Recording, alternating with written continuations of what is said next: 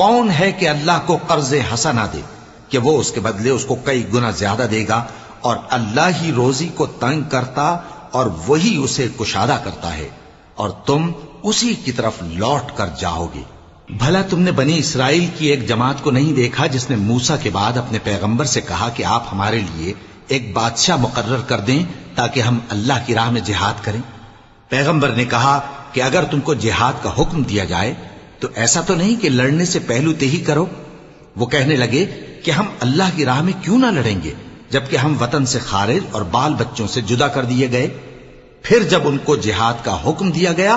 तो चंद अशखास के सिवा सब फिर गए, और अल्लाह